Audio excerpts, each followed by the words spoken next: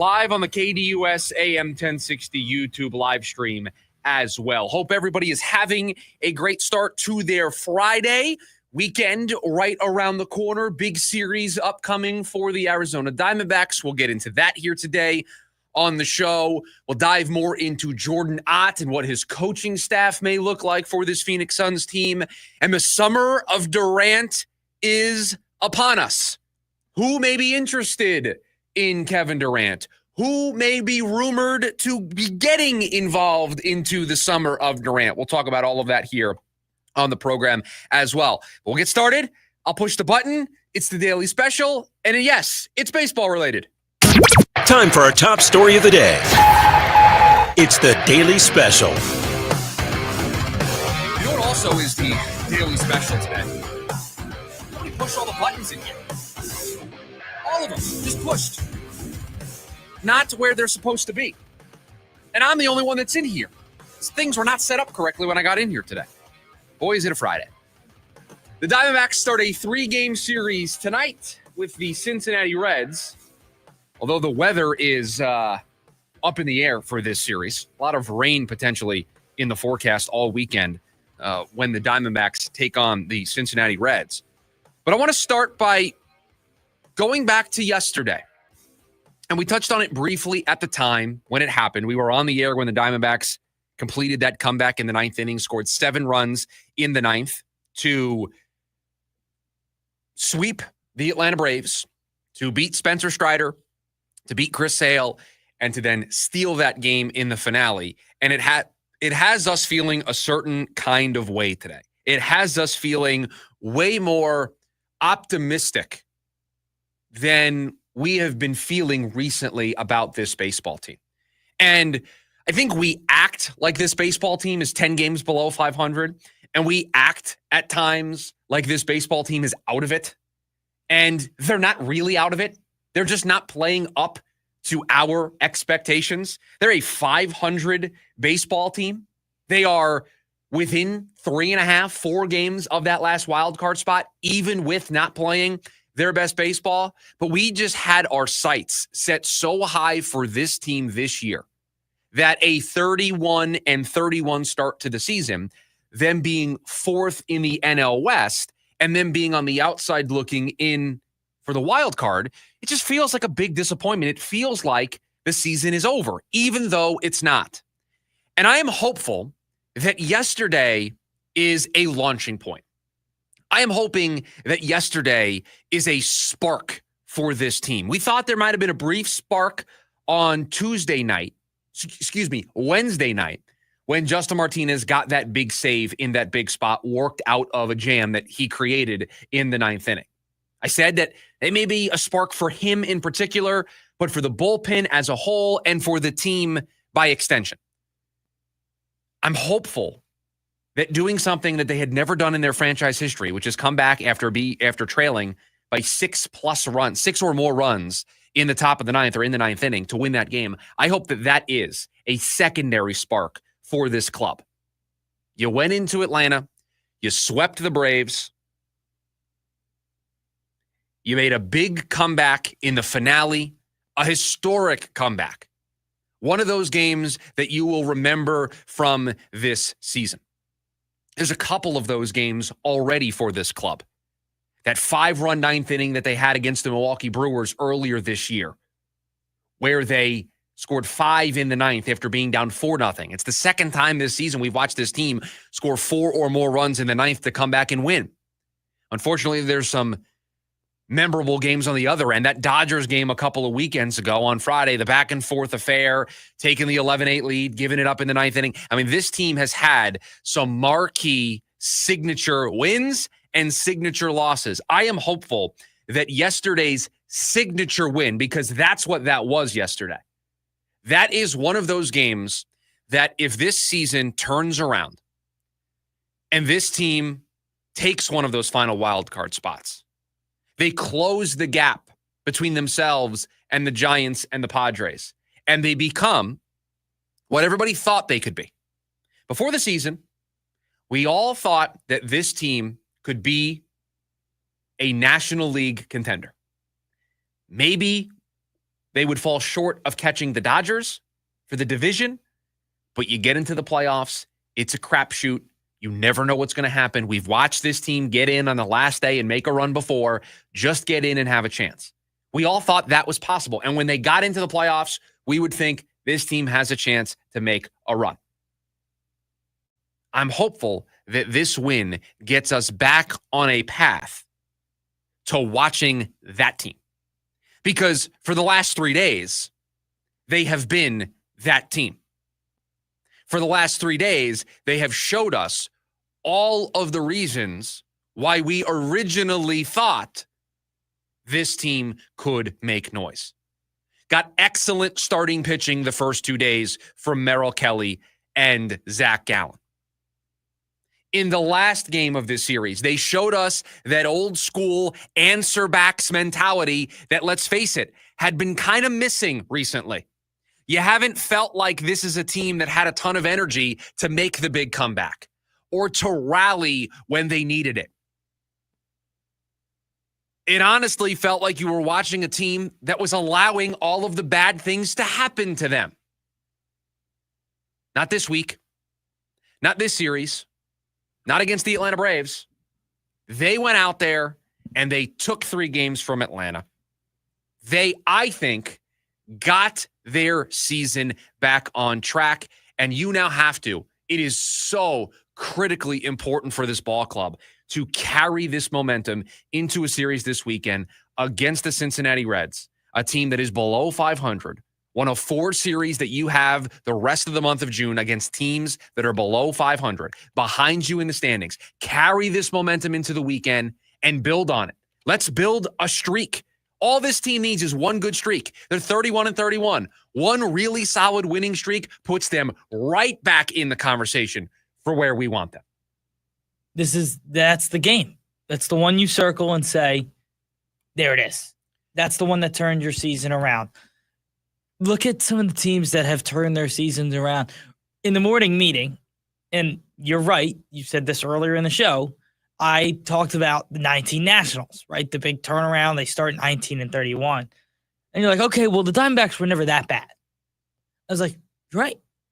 And I think it's the way we've looked at this team because of expectation. Yeah, expectations guide everything, right? We expected this team to be right there with the Dodgers. And so they're not. And I think we just lose sight of, hey, this team's just, they're battling it right now. They're fighting it right now. They've got injuries. Guys aren't performing up to the back of their baseball cards, but they're still not a terrible, awful, bad baseball team. This is not the Colorado Rockies. This is not the Chicago White Sox. This is not the Pittsburgh Pirates, the Miami Marlins. Insert your favorite bad team in baseball. They're not that.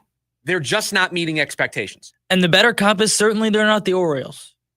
Right? No. They're not the Orioles. We act like they're the Orioles. I think the way we've handled some of the losses recently, and I think I'm guilty of this as well, the way we've reacted to dropping a series to Pittsburgh, dropping the series to the Nationals, is we've treated this team like they are the Baltimore Orioles, who fired their manager. They're not getting good pitching, and they are watching their season flash before their eyes. They are watching their season slip through their fingers. I don't think we're there yet with this Diamondbacks team, especially not after you showed me some major signs of life this week by doing what you did against Atlanta. And it's not just that you swept Atlanta, it's how you did it. It's who you did it against, and it's what you did yesterday. All of it is just ingredients to the recipe that you taste the meal and you're like, wow, this tastes good. I like this. This is exciting. This is what this team is supposed to look like. But the warning sign for everybody, carry it into this weekend, please. Don't take 2 steps forward and then take 4 steps backwards. Because as happy as we are today, as excited as we are that this team showed signs of life in this series against Atlanta and that they did what they did yesterday, you can erase it by going to Cincinnati and losing 2 out of 3. You can erase it by going to Cincinnati and getting swept. And then you're back to being this seesaw team. Some days you look great, some days you don't. You want us to fully believe again? You want us to say, yeah, the D-backs are back? Go to Cincinnati and sweep them. Make it 6 in a row. Go on a winning streak that puts you well above 500. And that now people are going to be talking about the Arizona Diamondbacks by saying, oh, here they come. This is what we expected. They've hung around, and now they're getting hot. And this is, you've won 4 in a row. This is what we expected. I did them buy or sell 2 weeks ago. At some point, the Diamondbacks will go on a stretch where they win 7-8 games. This is it. Yeah. And we all thought it would be the Pirates series, the National series. It wasn't. They were going through their struggles. We were hoping. But I didn't expect them to go to Atlanta and get a sweep. No. And I certainly didn't expect them to win a game 2-1. That's arguably more surprising than yesterday's game. I mean, you got a 5-out save from Justin Martinez. Yeah, you win a 2-1 game in which Chris Sale throws a gem. Your pitching has been a big question mark for the last month or so. It's really come into focus. It's really been a problem all year, but the last month or so, I think, is when the meltdowns have started to become a major talking point. And a bullpen that we've said it here on the show, no lead is safe for this bullpen. And they've blown, what was that lead to Pittsburgh? Was it a 5-run game, 6-run game? Whatever it was. Wait a second, I'll find it. It's on the meltdown meter. I don't have it in front of me. It is on the meltdown meter. There's a game where they gave up like 5 runs to lose. I know they all blur together. There's too many of them. 6-2 lead in the 8th, gave up 7 runs. That's what it was. It was a 6-2 lead in the 8th inning. You gave up 7 runs. Nobody had it that day. And you went to, and that was another one. And that was when I kind of started calling for Torrey because they had lost that series. And I'll start backpedaling a little here. There is not much he can do. I thought, listen, you fire Torrey because you need a change of scenery eventually. But you went to who we thought were the best bullpen arms at the time. You couldn't get the outs. Correct me if I'm wrong, and I know this was recent, but my memory is the memory of a goldfish. That was the Corbin Burns game, right? Where he goes deep. He allows the 2 runs. Yeah, Burns gives up a 2-run homer. But that's it. To make it 4-2. Yeah. But at that point, they were cruising. I think it was 6-2. I think they were up 6-0 at the time. Yeah. And so he gives up the home run. Okay, you still have a 4-run lead. He gave you a really good outing. You pass it over to the bullpen. And then he gave you I think it was 7 innings. And then Ginkel comes in for that 8th and just doesn't have it. Right. He sticks with him. He doesn't make a change. He gets a couple of outs, but then he walks some guys, and then the wheels fall off there in that 8th inning. Yes, now I'm remembering it because it's written down here as the crowning jewel is the way that you have described it on our meltdown meter. And we have like little descriptions for what these games are, but they do all blur together, these meltdowns. And I can't remember which reliever was at the center of it, but yes, that was the Ginkel game where they kept him in arguably a little too long in that contest. Although if I remember correctly at the time when we talked about that game, he has to stay in for 3 batters and then he gets the next guy out. And so you're kind of in this in-between of you don't love the matchup if you take somebody out of the bullpen, and so you stuck with him and he just didn't have it. Whereas the other night, you stick with J Mart in that spot. J Mart is able to find it because he didn't have it. He found it, and you win a game 2-0. And that's kind of what started all of this. You find a way to win a game 2-0 where, a month ago, no way they win that game. No way. And that's what I'm saying. Like, how many times have we seen that exact movie play out this year? This time it was a different ending. Yeah, I watched it on May 27th against the Pirates. I watched it on May 24th against the Cardinals with J Mart with a 1-run lead in the 8th inning. I watched it on May 21st against the Dodgers. I watched it on May 17th against the Rockies, where you gave up 4 in the 6th, 3 in the 7th, 1 in the 9th. Should I go on? Yeah. That's why this week was so important. That's why doing what they did, sweeping the Braves, getting that outing from J Mart, doing what they did yesterday can be a spark. It can make us forget about the games that are on the meltdown meter. You have to carry the momentum into the week. 480-864-1060. Want to hear from you on a Take Friday. We'll give away a Von Hansen's gift card today to the best take on the program. So if you want to get in at any point over the next 2 hours, 480-864-1060 is the phone number. We've also got you over on the KDUS AM 1060 YouTube live stream. Hey, listen, for your chance to win 4 tickets to the Arizona Diamondbacks when they take on the San Diego Padres, Sunday, June 15th at Chase Field. Name a better way to spend Father's Day. We'll wait.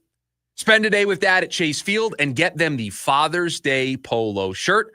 Only the first 15,000 dads will receive one. We've got your chance to win 4 tickets for listening on the KDUS AM 1060 app or streaming us over on KDUSAM1060.com. You got to be registered and logged in while you are listening in order to be entered to win those 4 tickets. You can also get your tickets over at dbacks.com/SGT. Take a quick time out. When we come back, I got the GM. I've got the coach. Now it's time to trade Kevin Durant. But who's interested? That's next on the lunch break. KDUS AM 1060. Hey listeners, Vince DeLisio with the Varsity Sports Show. Tune in this Saturday and every Saturday through the summer as we feature the best in Arizona. We'll feature some interesting segments and some things we'll have fun with. We'll hear from administrators throughout the summer talking about what their summer plans are. Don't go anywhere, folks. We'll have an enjoyable ride all summer long on the Varsity Sports Show, Saturday mornings, 9 to 11 on AM 1060, KDUS, Arizona. Feeling uneasy about your financial future? You need a partner that helps lighten the load. Welcome to Global Credit Union. It means early payday, your paycheck up to 3 days early with direct deposit, accounts with no NSF fees, and a mobile app with tools to help you manage your family budget. At Global, we take member care seriously with branches near you and a 24/7 US-based call center staffed by real people. Join us at globalcu.org. Global Credit Union. Stevie Nicks.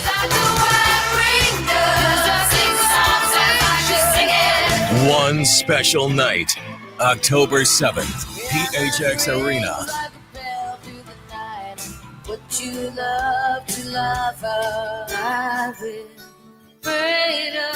Tickets on sale now at livenation.com.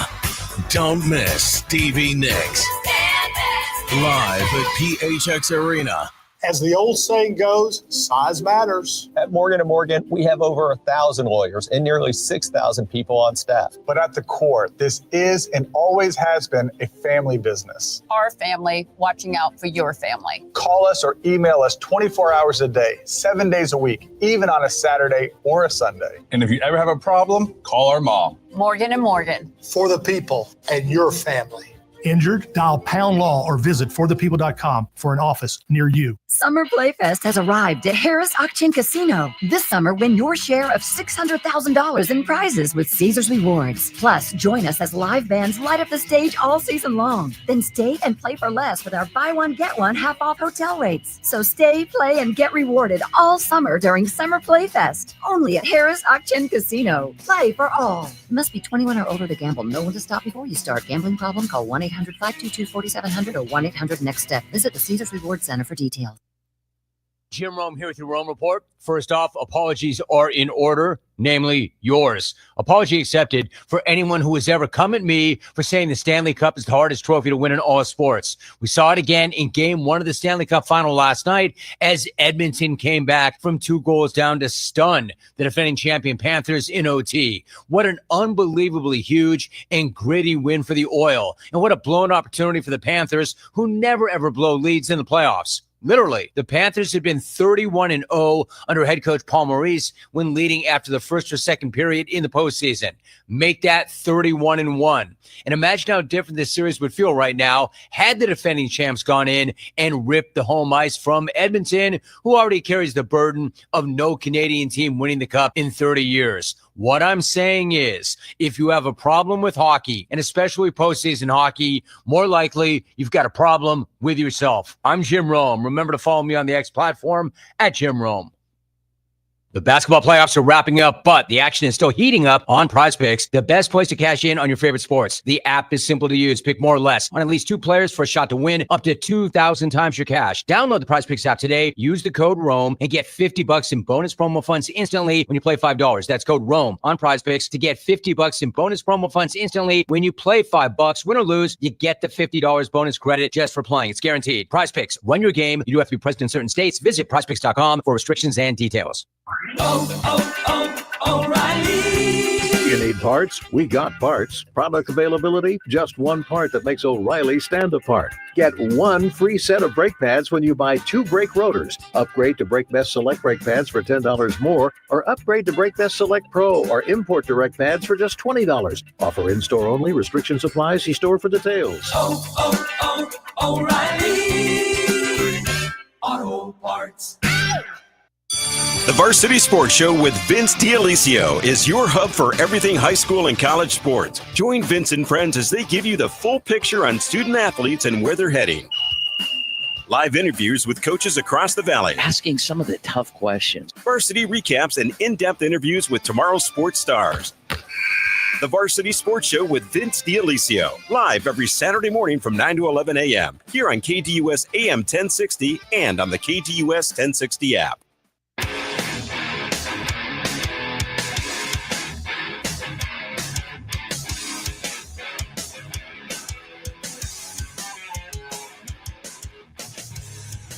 Back here on the Friday edition of the show. Chris Schubert here with you. Hope everyone is having a great start to their Friday weekend right around the corner. So take Friday here on the program. You want to get involved, 480-864-1060. We'd love to hear from you throughout the course of the show. And I'm sure that if I had to take a guess as to what would be the more popular topic on a Take Friday, would probably be the Phoenix Suns and the newsworthy week that they have had.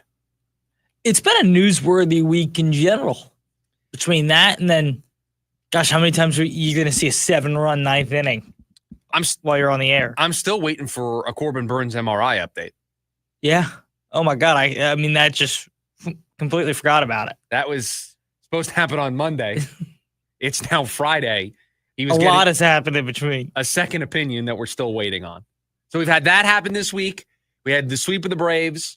We had Jordan Ott being hired as the next head coach. You know what we should do? We should cut Monday's show saying that the MRI is the most important medical examination in Diamondbacks history. And then Friday's show, we're like, we're back. They're back. They're completely back. It is the one sport where day to day the opinions can change drastically. They play 162, and it does feel like day to day the opinions change in baseball more than any sport.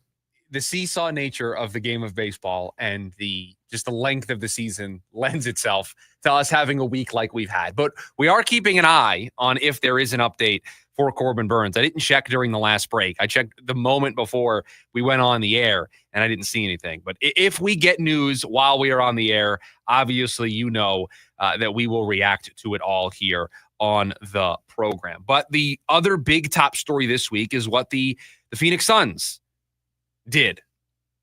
Hiring their head coach in Jordan Ott, completing their restructure, brought in a new voice at GM, and now they've got their new voice at head coach.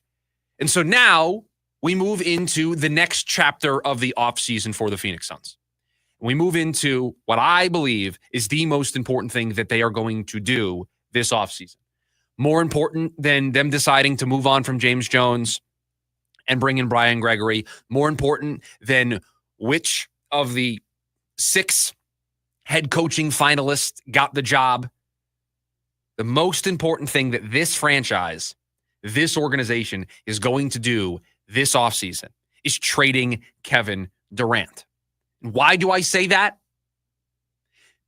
Because if Brian Gregory and Jordan Ott stand a chance, I would say, producer Evan, that the overwhelming opinion of the fan base is that Brian Gregory and Jordan Ott, they're not, personally, I think they're well-liked. I just don't feel much support for those two gentlemen. And I stand by this. Had they hired a different general manager, the feeling on Jordan Ott would be so different. You're right. But just in general, you've got a GM and a head coach that when you look at them, when you pair them together, there's not a lot of confidence. Or experience. There's also not a lot of expectations. That's the overwhelming feeling I get from the fan base, is that this is the path Matt Ishbia has chosen, And the fan base is like, great, you can try this. I'm not expecting much, right? I think that's how many people feel about Gregory and Ott, the new regime here in Phoenix. If Brian Gregory is going to change that opinion, if Brian Gregory is going to succeed as the general manager, he's got to land his first big move. He has to knock this out of the park. He has to give everybody something that they can point to. We said this yesterday about Matt Ishbia. The resume is not very good. Other than creating the value menu at PHX Arena, there wasn't a lot of good things that Matt Ishbia has done in his first couple of years as the owner of this team. A lot of stuff on the negative side of the ledger. So there's not a lot of trust in Matt Ishbia and the decisions that he is making.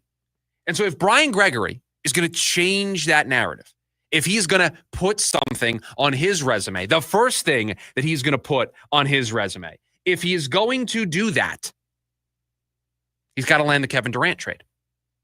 Because not only would it be a good first move that would make everybody go, oh, he may be good at this. If he gets a great return and it is widely viewed as a good return, right? If people say, oh, they did well. Suns did well here. They got some draft picks. They got a couple of players. Brian Gregory did a good job here. That's what the Suns need to hear from the Kevin Durant trade for Brian Gregory's sake. But he also needs to land the Kevin Durant trade, not just for a perception reason, but because this is your way to improve the basketball team. This may be the only way for you to improve the basketball team. And so now we sit here with Jordan Ott and Brian Gregory. Their future success here depends on this return. For Brian Gregory, it is a perception thing. How does he handle his first major move as the GM? Does he get the right return? This is our first look at him being a team builder. But for Jordan Ott, you can be the best coach in the world. You can get the most out of every player you have. But at some point, if you don't have the right roster, you don't have the right roster. And so it's important for Jordan Ott to be set up for success right away by getting players that fit what he is trying to do. So it is just a very important trade that the Suns are going to need to make. So we now embark on the summer of Durant. So who's interested? Who actually is interested? Who is actually going to be involved in the summer of Durant? Well, if you ask Shams Charania, he has pointed out that recently, in fact, that the Knicks made an offer at the trade deadline for Kevin Durant. We have always spoken of the Rockets and their are they not interest in Kevin Durant. The Spurs have been a team where there is reported mutual interest between the two sides. The Minnesota Timberwolves were reportedly interested at the trade deadline. And now that they have their ownership stuff figured out, could there be some new owner syndrome in Minnesota and that they want to make a big splash? So you got the Knicks, you got the Rockets, you got the Spurs, you've got the Timberwolves. The Heat were interested in the deadline. The Warriors were interested in the deadline. All of these teams were floating around back in February, right around February, 6th, when the NBA trade deadline was. Those were the teams that were reportedly interested. And some of those teams, you would think, still have some level of interest. I think Houston and San Antonio still have some level of interest. I think New York, with the way things went down, they fired Tibbs. They have said that this is their championship window. I think there's some desperation there that they could be interested. So there are still players in this game. Let me ask you this question, because I would have told you I thought New York was out. But for me, them firing Tibbs means they're more in on Kevin Durant than I thought they were before. Are the Knicks more in on Durant after firing Tibbs?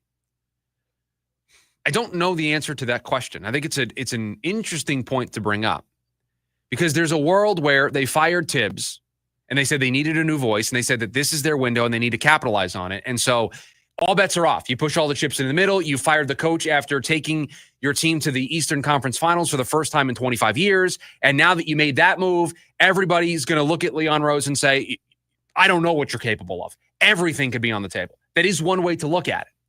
The other way to look at it is they feel like they have the right roster and all they needed was the right coach.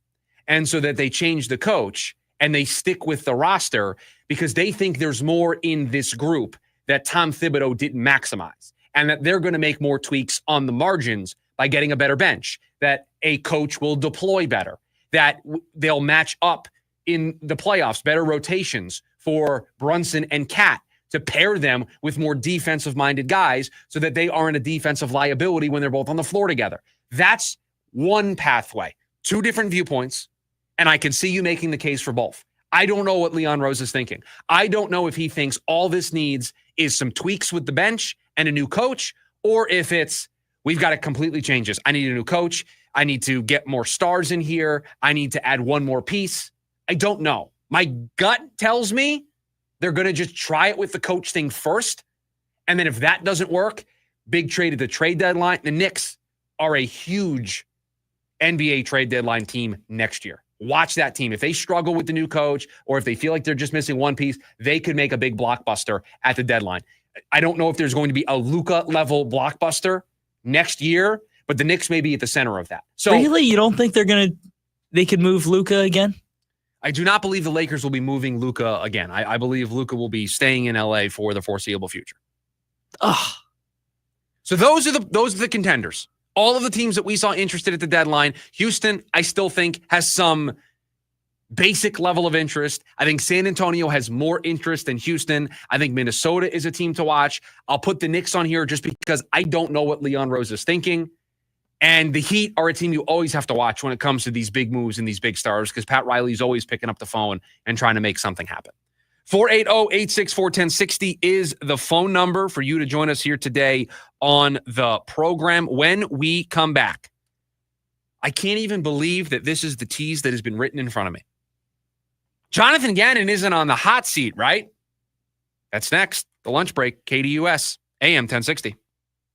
James Out West, your home for sports down here in the desert. Join James and Pat the Stat Guy as they recap the weekend and dive deep into the numbers for the NFL, NBA, college sports, and more. That's 5 seasons of 1,200 yards. Player stats, team numbers, and contracts are just the start of the discussion for James and Pat. He started 815 career games. He threw 749 complete games. There's no hiding when it comes to stats. It's James Out West every Monday night from 6 to 7 p.m. right here on KTUS AM 1060 and on the KTUS 1060 app. Join the party on Saturday, June 7th at 7:30 p.m. as Phoenix Rising takes on Orange County in a night full of color, community, and top-tier professional soccer.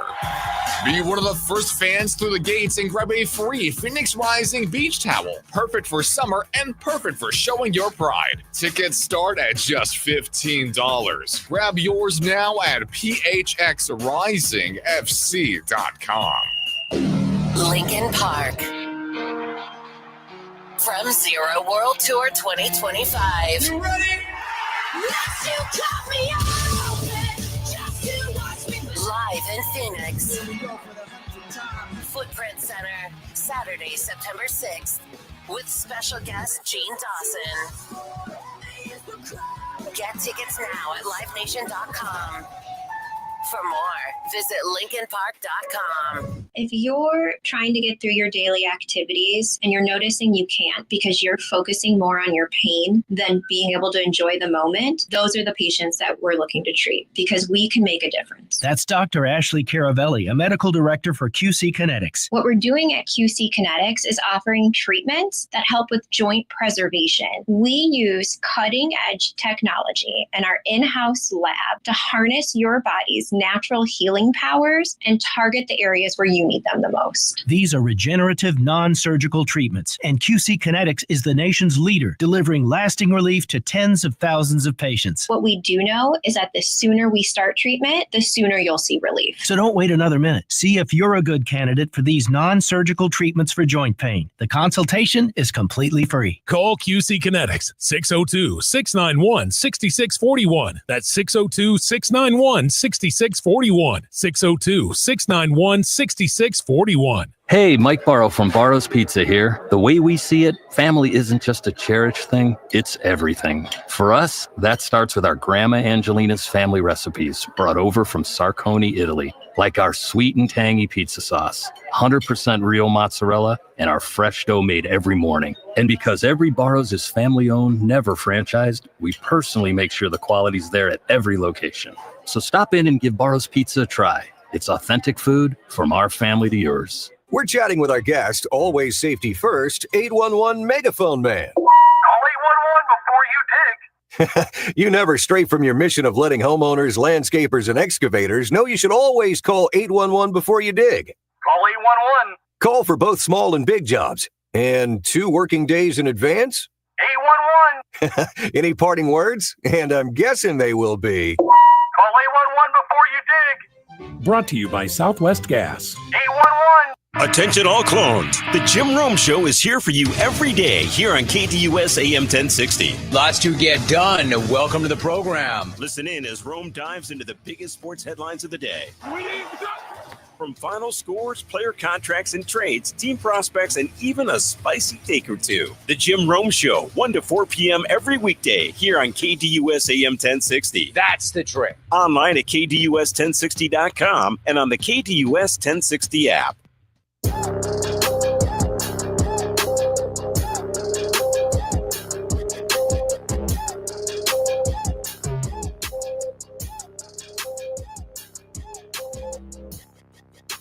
I'll take you behind the curtain on how this show gets put together every day. Because our next topic is something that was originally in the show plan on Wednesday's show. We had this filed away. We have a running document that every day gets updated with new stories that we see, new questions that we want to try to answer on the show, different show topics. It's just we call it our topic dump, and we just throw things in there. Then it puts together the show. This topic, this story, got put in there on Wednesday. Then Jordan Ott got hired. All right, well, it got to redo the show a little bit, very Suns-centric on Wednesday. And then yesterday, had it in there again. Diamondbacks make a big comeback. Didn't get to any of our Cardinals-related content yesterday.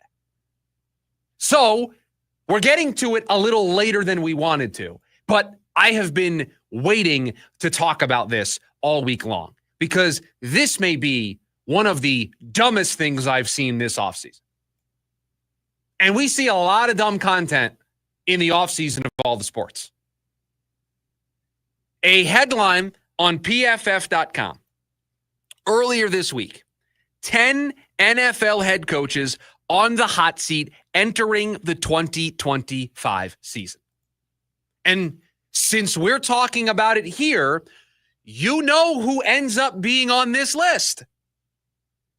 Jonathan Gannon's name appears as one of the 10 NFL head coaches, according to PFF, that are on the hot seat entering the 2025 season.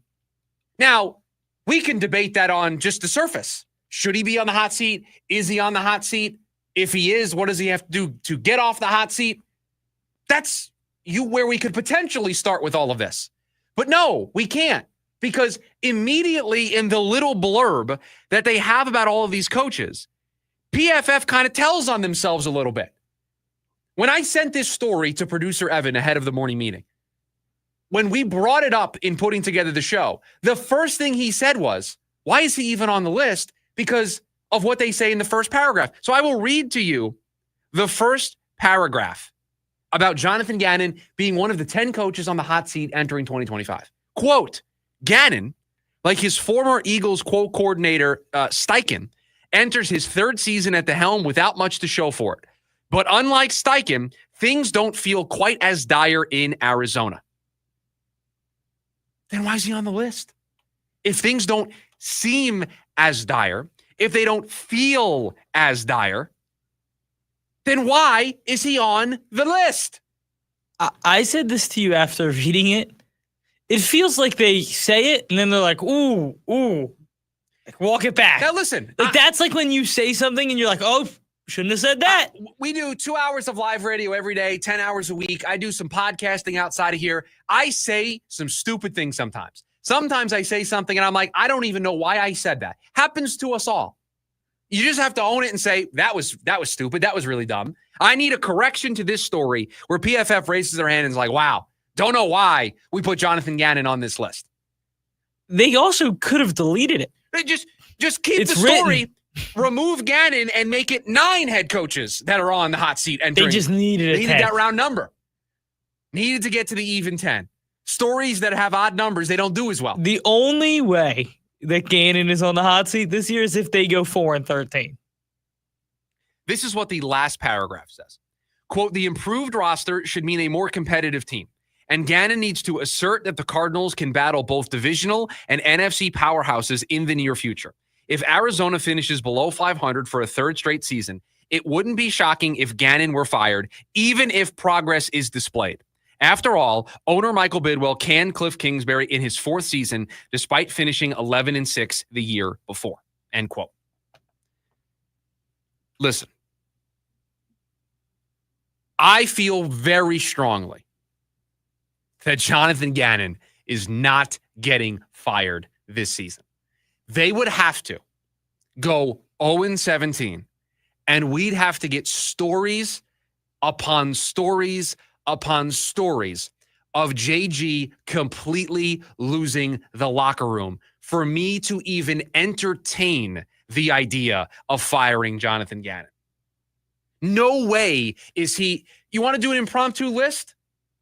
People within the Arizona Cardinals that are more on the hot seat than Jonathan Gannon. Number 1, Kyler Murray. Number 2, Drew Petzing. Number 3, Marvin Harrison Jr. Number 4, Nick Rallis on the defensive side because of all this new money and this new investment into the defense. I would say Sweat in his first year as a Cardinal is under far more pressure than Gannon is. No, do they have to win this year? Yeah. They got to make the playoffs because if they don't, Kyler's gone. They're probably making a change at coordinator. And then, entering year 4, if you did this story, oh, you know what? I figured it out. They're just a year early on this. 10 NFL head coaches on the hot seat entering the 2026 season is what this should say. And when you work in radio, the one thing you always tell yourself is you're never wrong. You're just early. Just early. You're just early. And maybe they're just early on this. This is a 2026 conversation at the earliest. JG's not the problem at all with what has happened over the last couple of years. They had to completely rebuild this thing from scratch. And they've got it to a place where going into this season, there are some really serious expectations for this football team. You don't think Jonathan Gannon played some role in us being in this point right now? Us having this conversation? And offensively, they had a lack of weapons the last few years. Your hope is that Marv makes that step up. But last year, they expected Marv to be everything in the passing game. Just let's do this real quick, and then we'll take a timeout. I'm going to give you the other 9 names, and you're going to compare that person's situation to Jonathan Gannon. Mike McDaniel. Mike McDaniel way more on the hot seat than Jonathan Gannon. How about this? I don't think the seat's even warm for JJ. Okay. Shane Steichen in Indy. Way more. Though I think he'll have a free year this year because they have nobody. Brian Dable. Way more. Kevin Stefanski. Yes, he is more. If they have I think out of those names, he's the least so far. And the reason I'll say that is the dude has won 2 coaches of the year. Sure, but in Cleveland. He may have and the front office has ruined that team. Correct. But there comes a point where maybe you've just overstayed your welcome. Not his fault, but he's made the message just isn't working because the roster stinks. Similar to other things I've argued. Zach Taylor. Yes. Should have been fired last year. Brian Callahan in Tennessee. That feels a little early. That feels a little premature, but okay. Mike Tomlin in Pittsburgh. Oh, we're just doing the Mike Tomlin thing again. He's been on the hot seat for 20 years. Todd Bowles in Tampa. They just made the playoffs. I don't think he's on the hot seat either. Raheem Morris in Atlanta. Yes. Everybody in Atlanta season? Everybody in Atlanta is on the hot seat every year. Again, JG, the seat's not warm. The seat's not hot. The seat's not lukewarm. The seat's cool. JG is not getting fired at the end of the season. Barring a catastrophic meltdown where this team sets records, and not the good kind, for how bad they are as a team, there's no way they're entertaining that as their big change next year. And if they do, I would lose a lot of faith in the upper brass. I don't know how much faith we have in the upper brass above Monty Ossenfort is what I mean by that. We don't have a lot of faith in the upper brass as it is, but I think that would get rid of whatever remains if they did fire JG, if he truly was on the hot seat. No way. No chance. Like I said, I would have to hear a story of him completely losing the locker room. And only then. We are going to have some of those tough conversations. Right. Even then, I think you're just like, all right, this is a little concerning. We're going to give it another year. And then if it's bad, we'll make a change. To Take Friday, 480-864-1060. Want to hear from you today on the program. When we come back, a little buy or sell to close up hour number 1 of the show. Probably got some Suns in there. Definitely some Diamondbacks after what they did yesterday. So we'll get to all of it here on the other side of the break. It's the lunch break. KDUS, AM 1060. Ready to tackle each morning with the best sports information coming at you? I'm going to take a logical approach. Get that weekday mornings on KDUS AM 1060 from 6 to 9 a.m. with the Dan Patrick Show. Dan Patrick, the Danettes, sports icons, sports legends, celebrities, poll questions. The Dan Patrick Show has it all. It's a crapshoot. Be sure to lock your dials to AM 1060 or 100.7 HD2 from 6 to 9 a.m. Mornings just got better. This story is about us. As the old saying goes, size matters. At Morgan & Morgan, we have over 1,000 lawyers and nearly 6,000 people on staff. But at the core, this is and always has been a family business. Our family watching out for your family. Call us or email us 24 hours a day, 7 days a week, even on a Saturday or a Sunday. And if you ever have a problem, call our mom. Morgan & Morgan. For the people and your family. Injured? Dial Pound Law or visit forthepeople.com for an office near you. I got my first real 6-string. Brian Adams. Roll with the Punches Tour 2025. A night full of hits. Live at PHX Arena, Saturday, November 15th. With special guest Pat Benatar and Neil Giraldo. Get tickets now at livenation.com.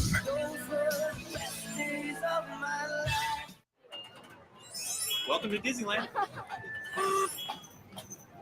Get excited to join the Disneyland Resort 70th celebration. Because it's not a celebration without you. With all the decor, the new character outfits, and dazzling shows. Everyone's excited to join. Delight in special 70th experiences, like an all-new World of Color show. The returning favorite, Paint the Night Parade, and so much more, only for a limited time.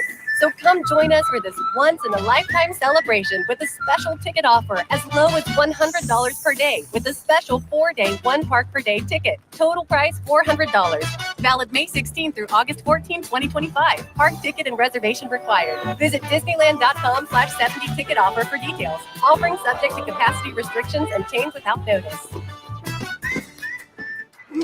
Join in on the Sports Zoo on your ride home from work with Dave Rooster Bierstein. Join Rooster as he lays down what's happening around sports and makes it clear what's on his mind. Oh, my. Catch the day's craziest stories and some of the latest numbers from the sports books across the valley. The Sports Zoo with Dave Rooster Bierstein. Yeah, I think that's kind of a wild option. Weekdays, 5 to 6 p.m. on KDUS AM 1060 and on the KDUS 1060 app.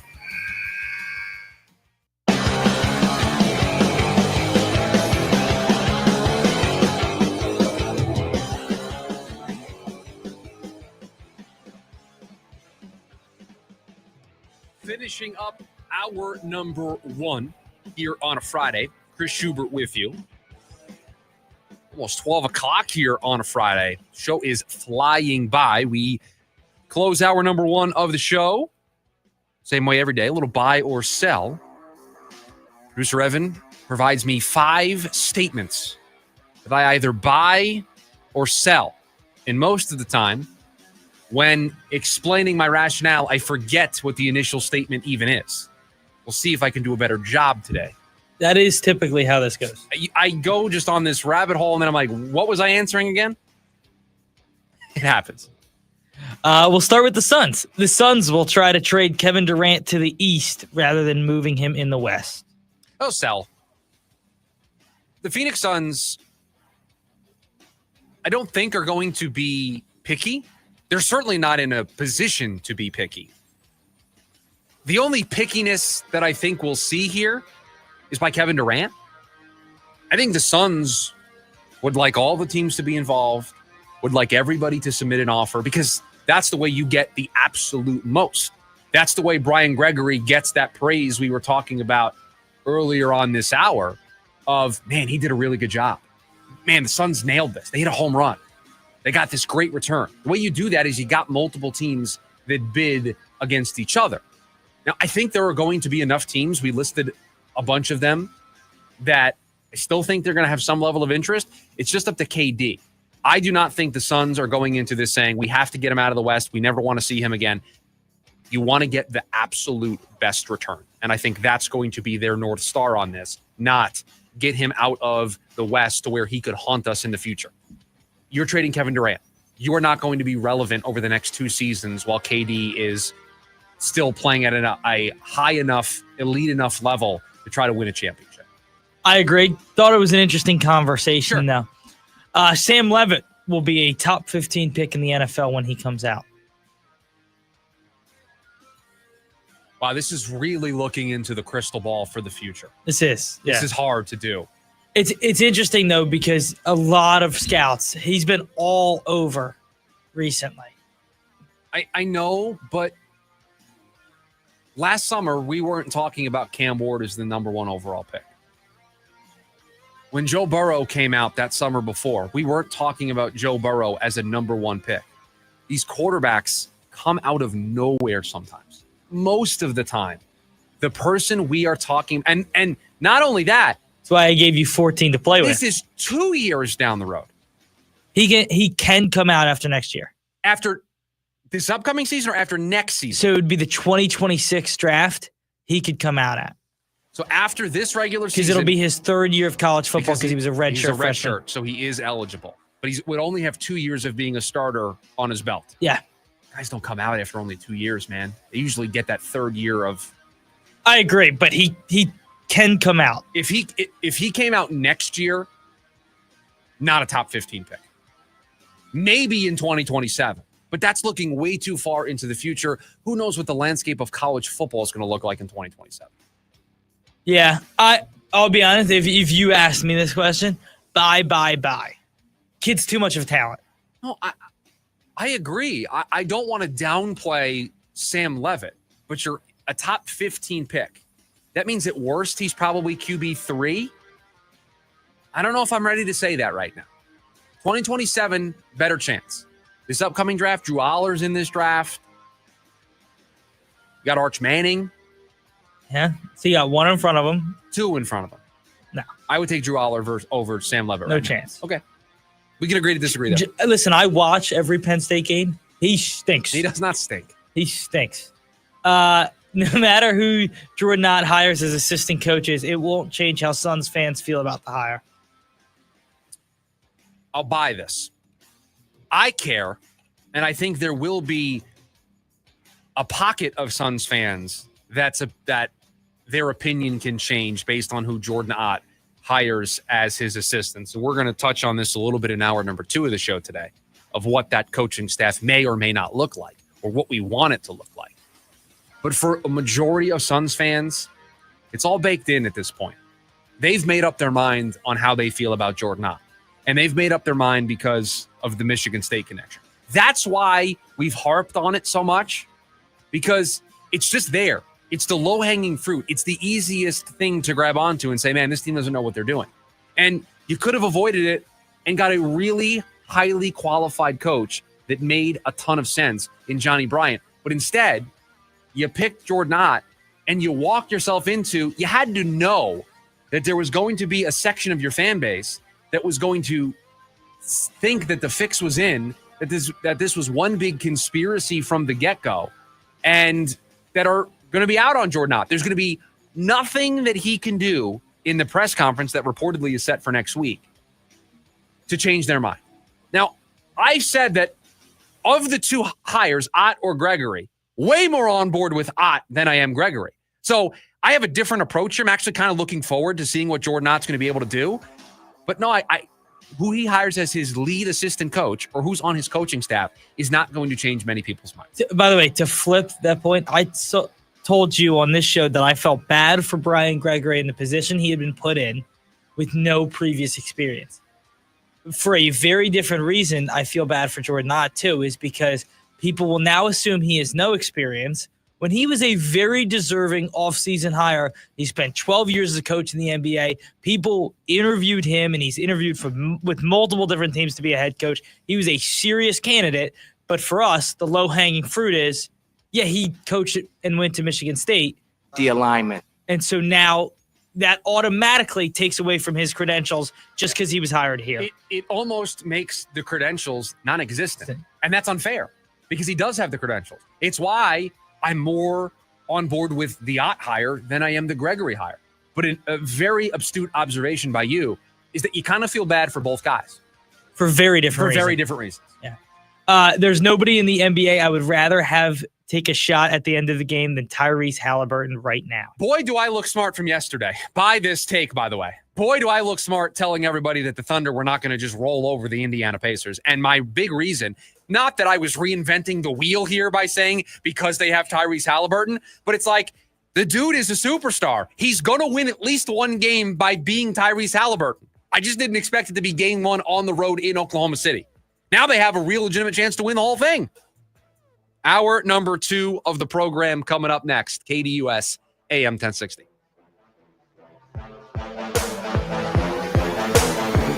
AM 1060 KDUS Tempe Phoenix and KSLX HD2 Scottsdale Phoenix.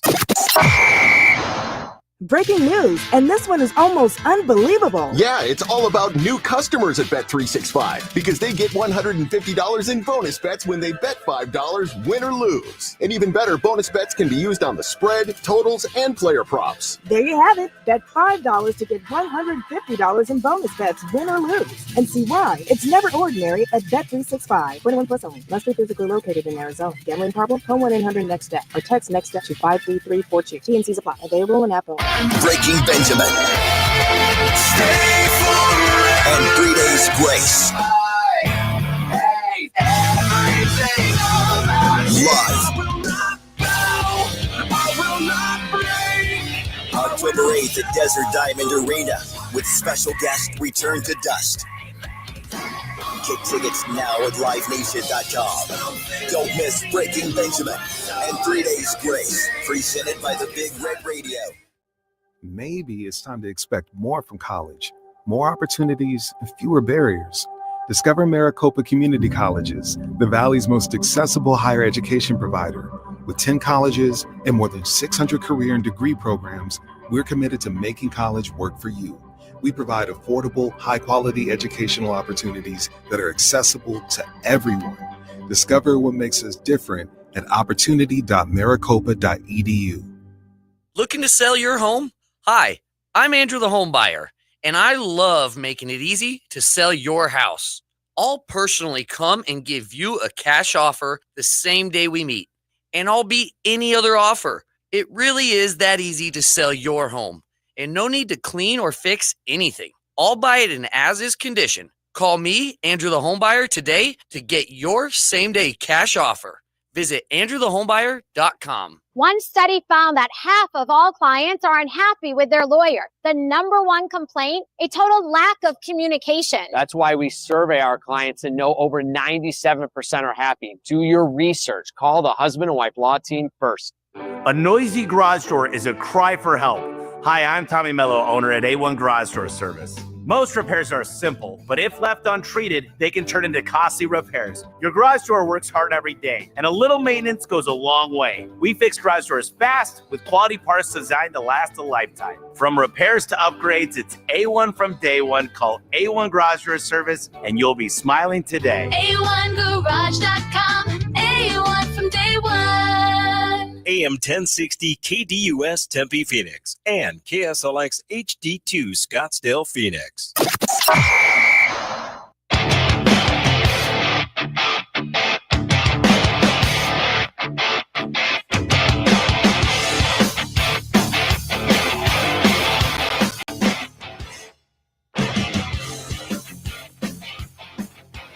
O'clock hour of the lunch break here on KDUS AM 1060.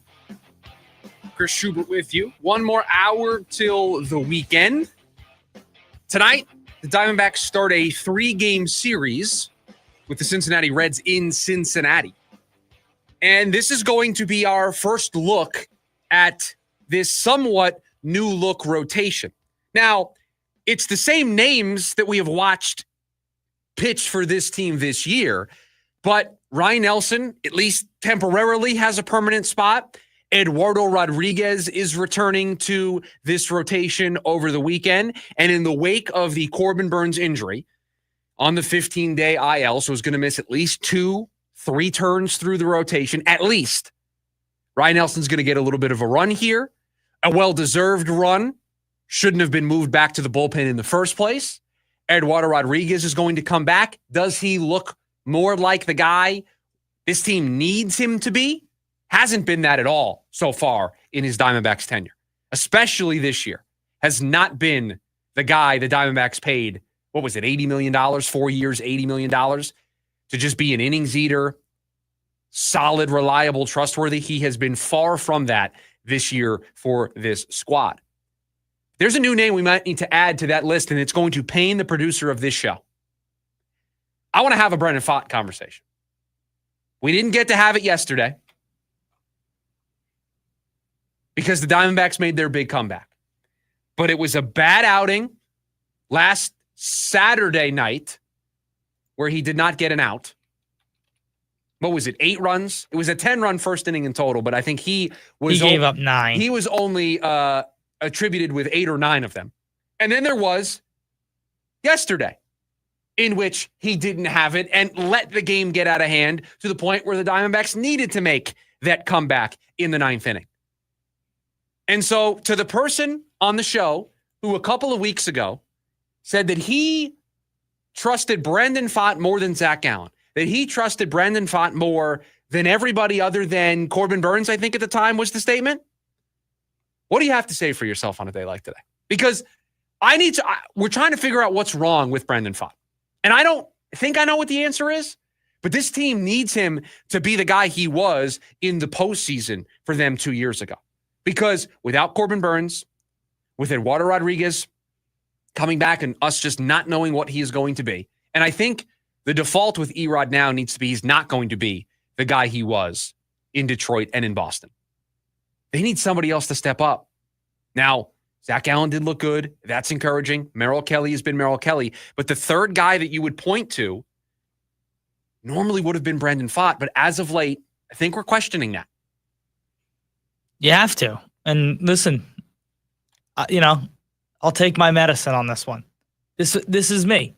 I stood up, and after what was a great month of April for Brandon Pfaadt, where he posted a 2.43 ERA in the month of April. He was about as consistent as you could get. He was a quality start machine in April. 6 innings almost every time out, 3 runs or fewer, giving the Diamondbacks a chance to win. And I'm not saying that he had the highest ceiling over Gallen. I wasn't saying that at all.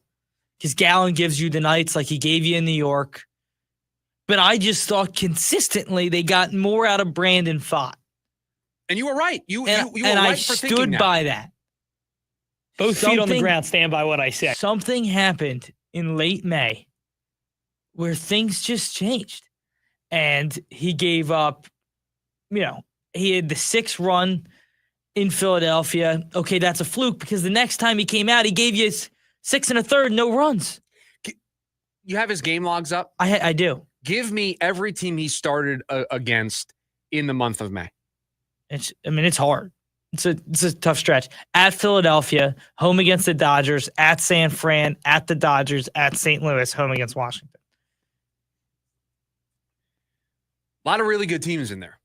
A lot of really good teams. But an 8.10 ERA for the month isn't good enough. When exactly did it start to go off the rails? That Giants game? I think you could take it back to the Phillies game. There he gives up the 6 earned and 4 2/3. It rained that day, didn't it? It rained.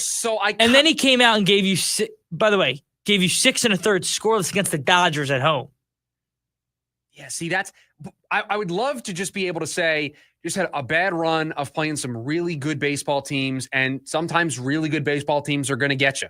But that's not really where it was, because he gave up the 8 to Washington, didn't record an out. He gave up 3 and 5 2/3 against St. Louis. He gave up the 3 and 6 innings against Arizona. He still got you a quality start there. You know, the last 2 starts have been Atlanta, who all in all has had a bad year, but I mean, it's a typical good baseball team, but the offense hasn't been good over there. And he got shelled and everything was hit hard. That game, he gave up 5 earned. I mean, it could have been 10. And you said it. He's getting hit really hard. The contact is loud. These are not balls that are just finding gaps and Brendan Pfaadt is just getting a streak of bad luck right now. He's getting hit really hard. He doesn't get a ton of strikeouts as it is. And so he induces contact. Guess what? You are not going to be able to make a living as a big league pitcher if that's the quality of the contact you are going to give up. And he's typically, you said it, he's not a strikeout guy, he's a weak contact guy. It has not been weak contact as of late. It has not been. But I go back to that Dodgers start on the 8th where he gave you no runs in 6 1/3. I mean, he struck out 6, which matches his season high, but he was getting a lot of ground balls, a lot of pop-ups that game. Like that, he's not getting weak ground ball outs right now. No. Stuff's leaving the ballpark 100+ miles an hour. I mean, he had a stretch over the first couple of innings yesterday, because I think we watched the first 3 or 4 innings before we got on the air yesterday. And I mean, there were outs that were 102 miles an hour. Yeah. Outs that have expected batting averages of like 600 or more. I was going to say that he had a fly out, in the gap that we had said was an expected batting average of 450 left the bat at 100+ miles an hour. And that's what is concerning, because what's the fix?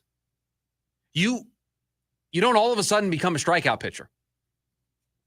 You don't all of a sudden change your arsenal in the middle of the year and get that swing and miss, because that's where you can live with the hard contact if most of the time you're getting the swing and miss. And when they are making contact, it is going a far way. The problem with Pfaadt is he doesn't get the swing of miss. So he is generating a ton of contact, and all of it is loud right now. All of it. The question is, what is the fix? And I don't know.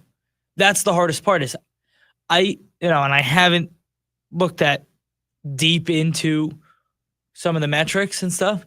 Is he not getting the swing and miss outside the zone? Is he not, or maybe it's not the swing and miss, maybe the chase, right? That's inducing the weak contact. Is he not getting those anymore?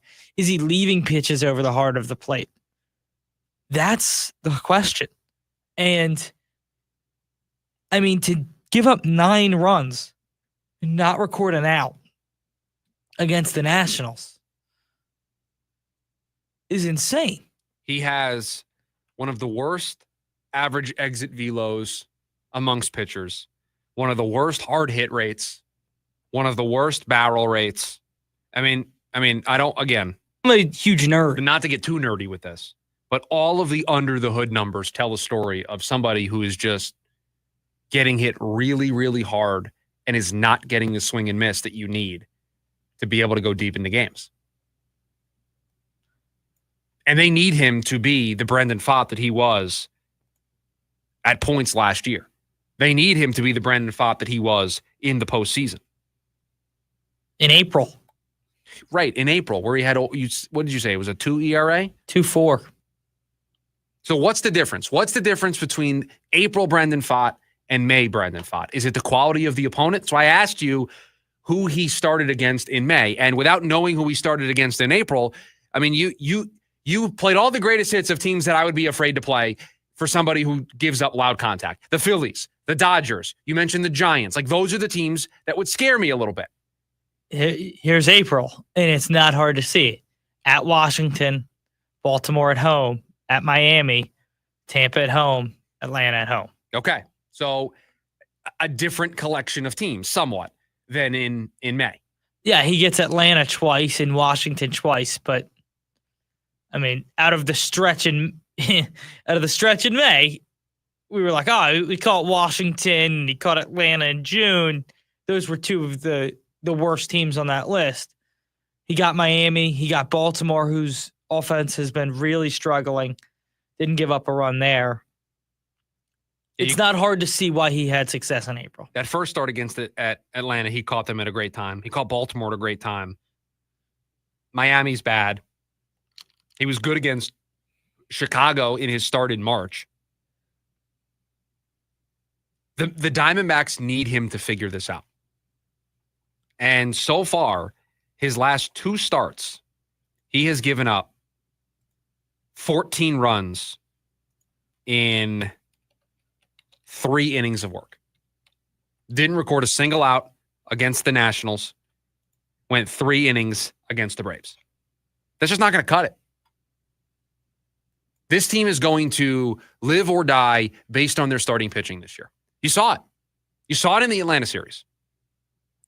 They were able to go toe-to-toe with Spencer Strider and Chris Sale back-to-back nights. Why? Because they had guys on the rubber that matched them blow for blow, 0 for 0.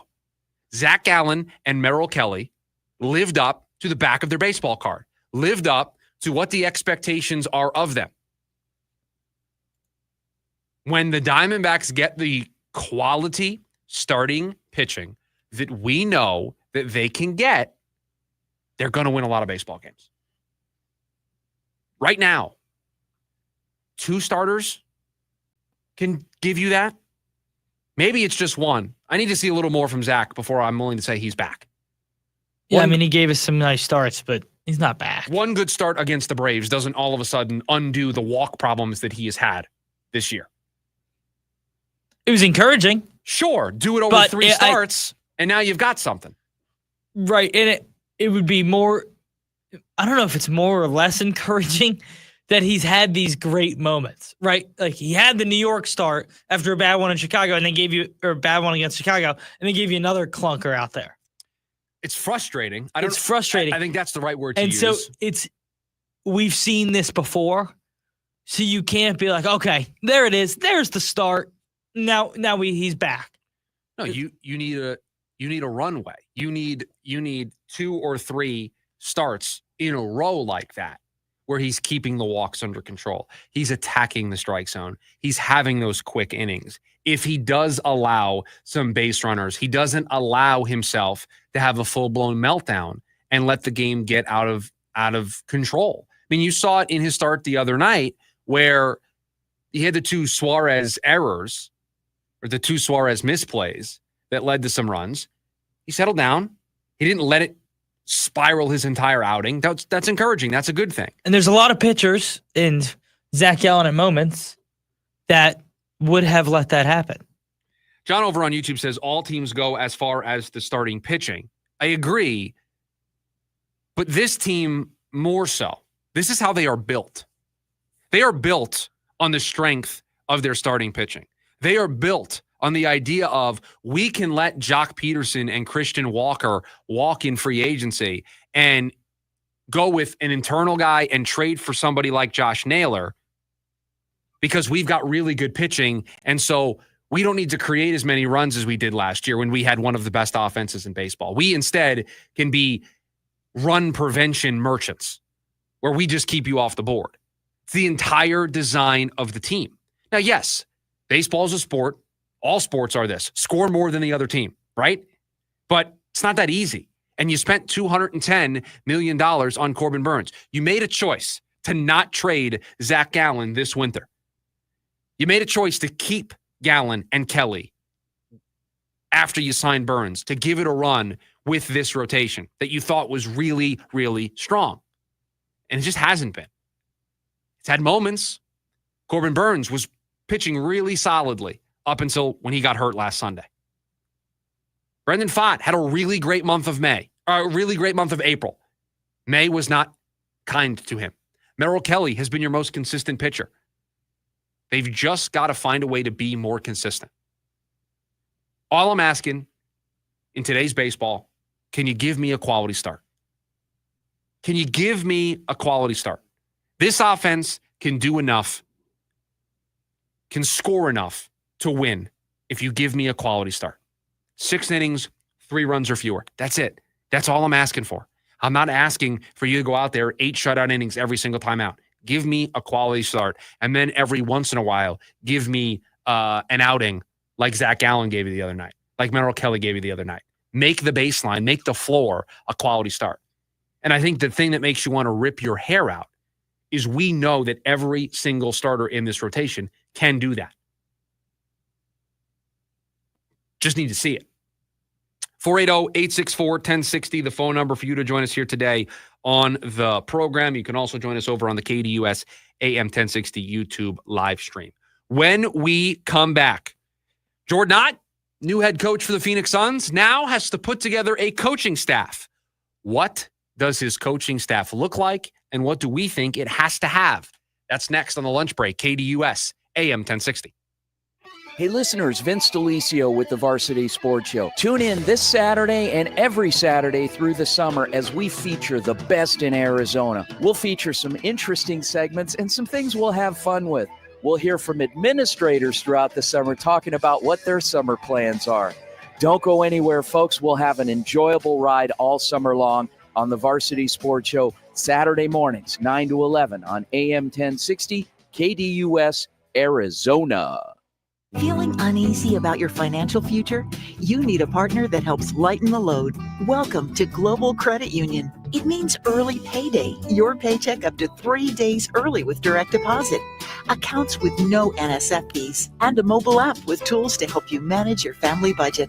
At Global, we take member care seriously with branches near you and a 24/7 U.S.-based call center staffed by real people. Join us at globalcu.org. Global Credit Union. 9 Inch Nails.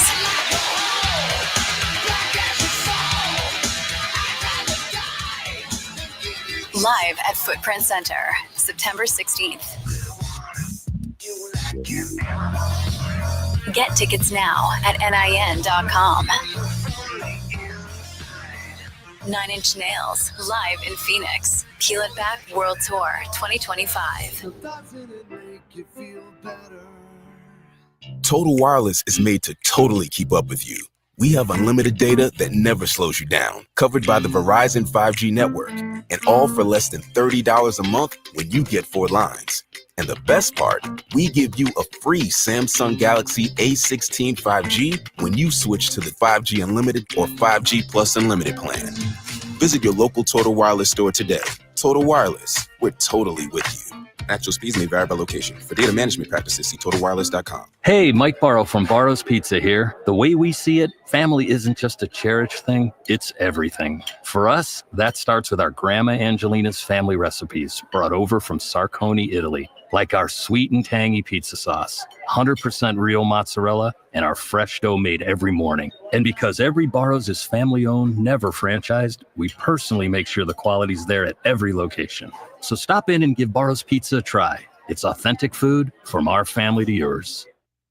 I'm Dan Patrick, and this is Above the Noise. If game one of the finals taught us anything, it's the Indiana Pacers didn't travel to OKC to be extras in the Thunder's championship run. The Pacers stole one on the road, and they didn't play well at all. 25 turnovers, 10 fast break points, Tyrese Halliburton 14 total points, and yet, when it mattered most, he hit a shot that sealed it. This isn't panic time for the Thunder. Not yet. OKC is deep, well-coached, and too talented to crumble. But if this series was supposed to be a formality, Indiana just rewrote that script. The Pacers didn't play their best basketball, but they still walked away with the win behind enemy lines. If that's Indiana's baseline, what happens when they actually play a clean game? The Thunder may still win this series, but last night they looked vulnerable. The Pacers didn't just survive game one, they landed a punch first. And now the pressure shifts to OKC, and the Thunder know it. I'm Dan Patrick, and this is Above the Noise. If you played pickleball in regular sneakers, you know you can pay the price. They don't cut it. And Todd found this out the hard way. We have this great sponsor, Tyrell. They make the best pickleball shoes. So one day Todd is playing pickleball, and he forgot his Tyrell pickleball shoes. Well, you know what happened? He got hurt. He was playing in some fancy different shoes that aren't meant for pickleball, and he learned a lesson. Tyrell has everything you need to keep your feet cool. They're tough, they're lightweight, they're so solid on your feet, and you're going to wear and tear on the court, and they're ready to go. Every detail is built to help you play better. Tyrell pickleball shoes. If you want to play longer, feel better, and stop sliding around in those old sneakers, go to TyrellPickleball.com. You can look like a pro. You can play like a pro. It's Tyrell Pickleball Shoes. You spell it Tyrol. Tyrell Pickleball Shoes, the best pickleball shoes, purpose-built for pickleball. The Varsity Sports Show with Vince D'Alessio is your hub for everything high school and college sports. Join Vince and friends as they give you the full picture on student athletes and where they're heading. Live interviews with coaches across the valley. Asking some of the tough questions. Varsity recaps and in-depth interviews with tomorrow's sports stars. The Varsity Sports Show with Vince D'Alessio. Live every Saturday morning from 9 to 11 a.m. Here on KDUS AM 1060 and on the KDUS 1060 app.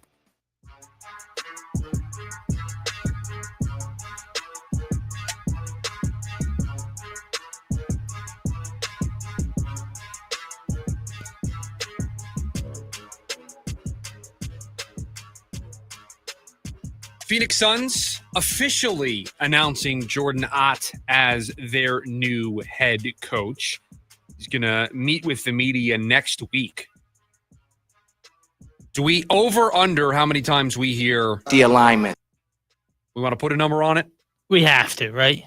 Or do you think because it was made such a big deal of the alignment that it's going to be on like a banned word list that you won't even say it?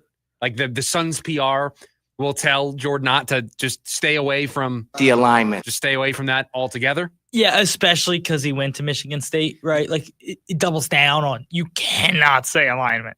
The alignment. They have to know. Who's they in this instance? The PR team? Yeah. The PR team knows that it's probably in everybody's best interest if we try to avoid the alignment at all costs.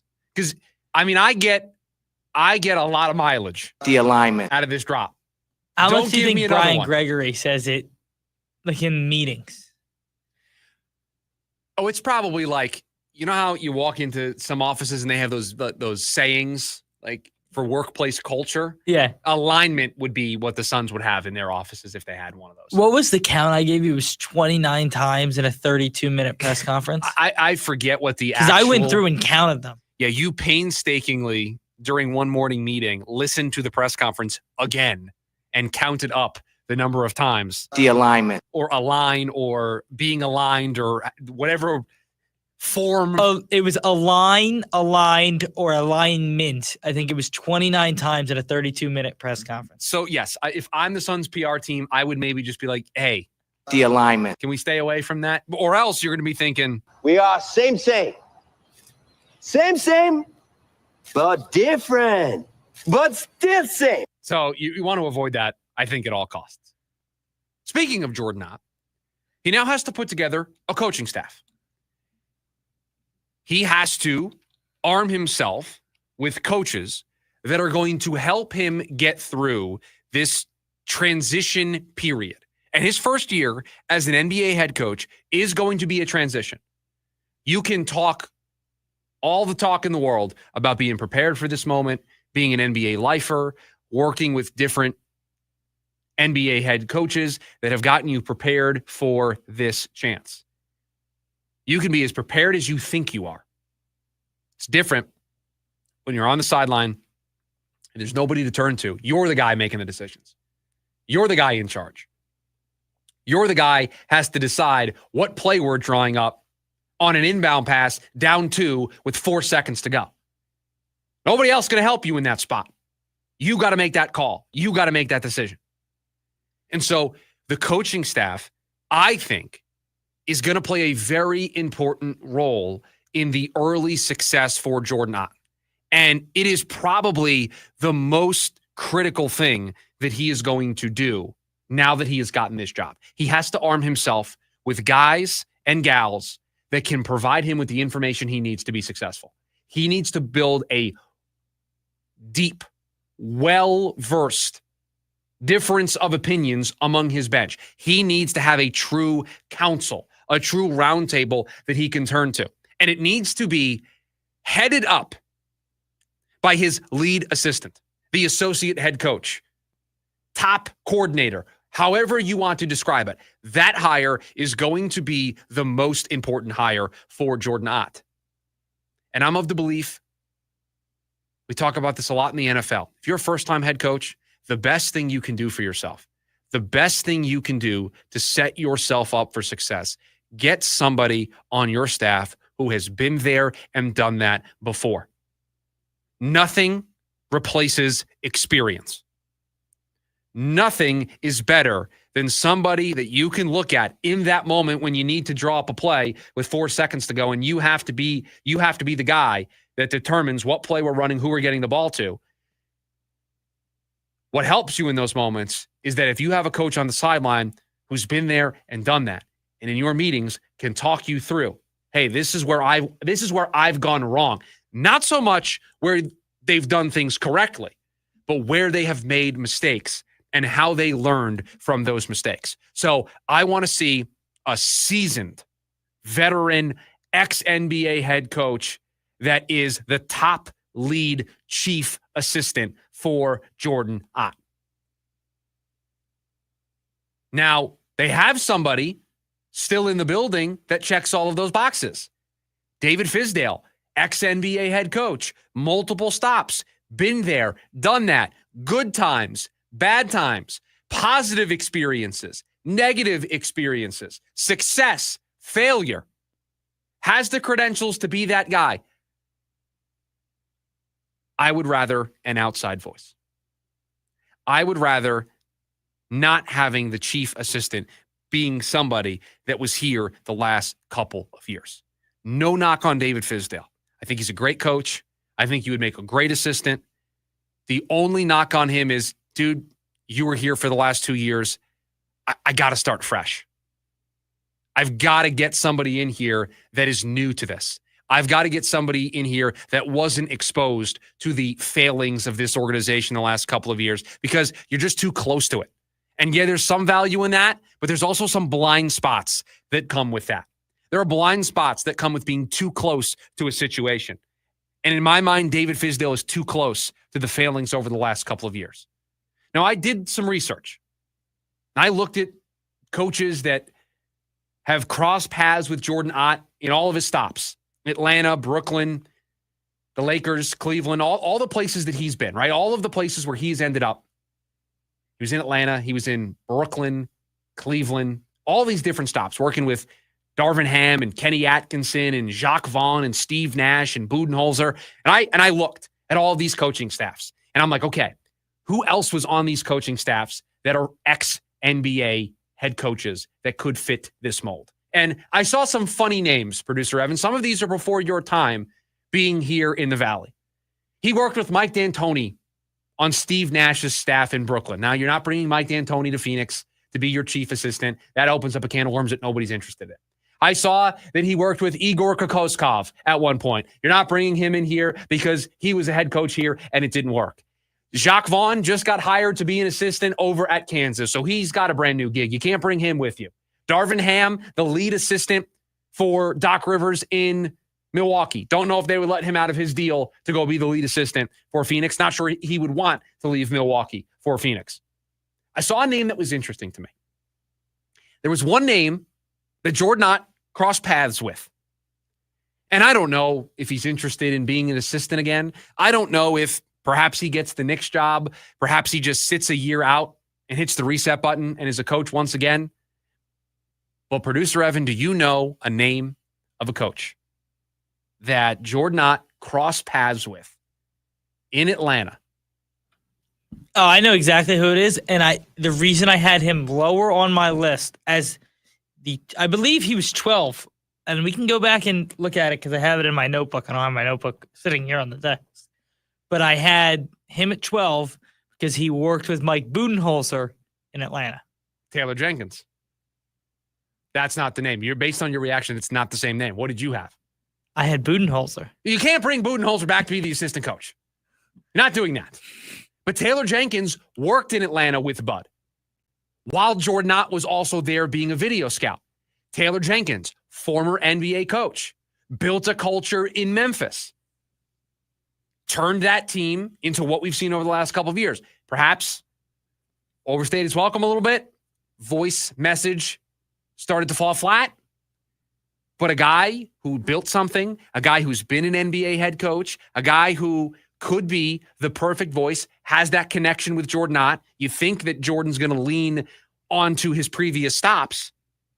Again, I don't know if he would even take the job. I don't even know if he would be interested. He may want to take a year off and get an NBA head coaching gig in the future. There's only one job open right now. It's the Knicks. So if the Knicks hire somebody else, and apparently they are going to seek permission to talk to Jason Kidd and Luke Walton's name I heard get thrown around. I still will never understand that they did not have a plan. No, they clearly don't have a plan. Or Jason Kidd is the plan. Good luck with that. Good luck with that, if that's what the plan was. But Taylor Jenkins was just a name that I threw out there. Darvin Ham would also make a ton of sense. Defensive-minded guy, former NBA head coach. I just don't know if he would leave Milwaukee. And I don't know if Taylor Jenkins would want to join the staff. But those are two former NBA head coaches that Jordan Ott crossed paths with. Worked on staffs at the same time as those guys. Worked for Darvin Ham. Worked alongside Taylor Jenkins in Atlanta. Those would check a box of a former NBA head coach that could be your chief lead assistant. And two guys in Jenkins and Ham that know a thing or two about culture and defense. 480-864-1060, the phone number for you to join us here today on the show. Also have you over on the KDUS AM 1060 YouTube live stream. When we come back, everybody assumes that a bad season means Kyler Murray is out the door. So what does he have to do to stick around? That's next on the lunch break. KDUS AM 1060. James Out West, your home for sports down here in the desert. Join James and Pat the Stat Guy as they recap the weekend and dive deep into the numbers for the NFL, NBA, college sports, and more. That's 5 seasons of 1,200 yards. Player stats, team numbers, and contracts are just the start of the discussion for James and Pat. He started 815 career games. He threw 749 complete games. There's no hiding when it comes to stats. It's James Out West every Monday night from 6 to 7 p.m. right here on KDUS AM 1060 and on the KDUS 1060 app. Join the party on Saturday, June 7th at 7:30 p.m. as Phoenix Rising takes on Orange County in a night full of color, community, and top-tier professional soccer. Be one of the first fans through the gates and grab a free Phoenix Rising beach towel, perfect for summer and perfect for showing your pride. Tickets start at just $15. Grab yours now at phxrisingfc.com. Jaw-dropping stunts, high-flying tricks, heart-pounding excitement. Nitro Circus is back. The all-new off-the-rails tour. Gravity-defying thrill seekers and world-class daredevils at the top of their game. FMX, BMX, skate, scooter, and everything in between. Experience all new competitions that pit the best against the best in never-been-done showdowns. Nitro Circus. Friday, December 5th. Desert Diamond Arena. Join the action at Ticketmaster.com. Every summer, Across the valley, hundreds of our homeless neighbors die because of the heat. This is tragic, and it is preventable. None of us can stop the heat, but together we can save lives. With incredible partners like you, Phoenix Rescue Mission is able to provide life-saving water and critical care to our neighbors in need. Join us this summer and make a difference. Learn more at phoenixrescuemission.org/code red. When you hear crunch, whine, boing, Alaskan AC will arrive to fix it in less than 24 hours from the first crunch, whine, boing. No matter what kind of crunch, whine, or boing your AC is making, we fix it on your schedule. That's huge. We guarantee to be there in 24 hours or less, or the repair is free. We not only get there fast, we Polar Bear promise we'll get the job done right.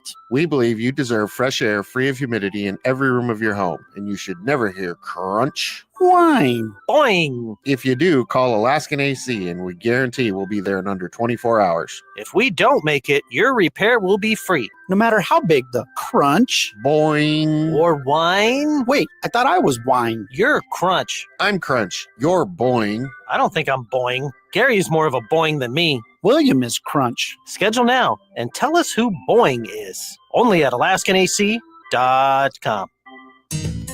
Hey Arizona, Tom Chambers here. I've learned that great teams are built by hard work, ethics, and perseverance. That's exactly what you get with Right Way Roofing. Right Way Roofing is a third-generation roofing company that has built trust in our community through their commitment to excellence. They use the toughest, most durable materials to handle Arizona's extreme weather. Take it from me, Tom Chambers. When it comes to your roof, choose the team that delivers excellence, because there's only one way. The right way. We're Right Way Roofing and we do it right.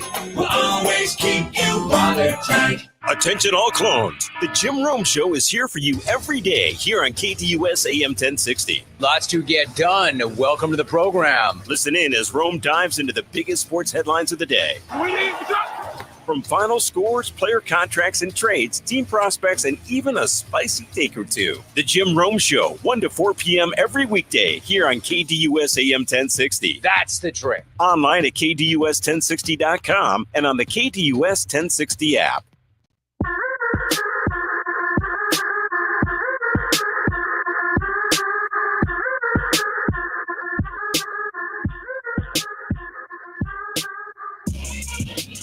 Back here on the lunch break on a Friday.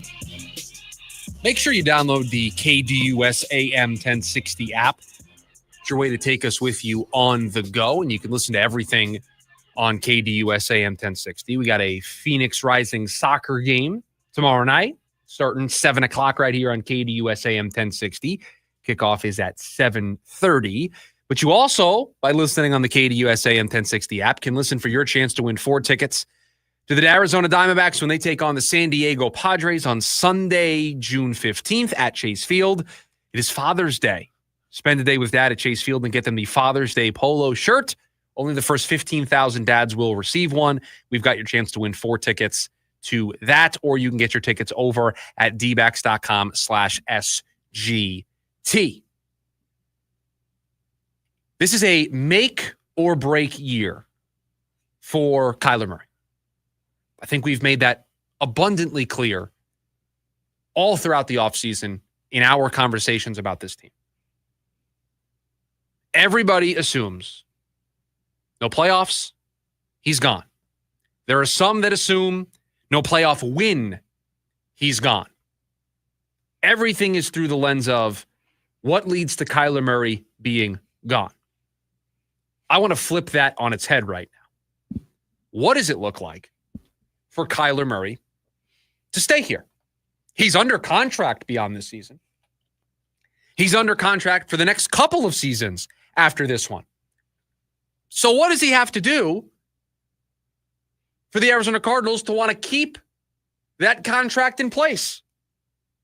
To keep playing out that deal, potentially working on a new deal?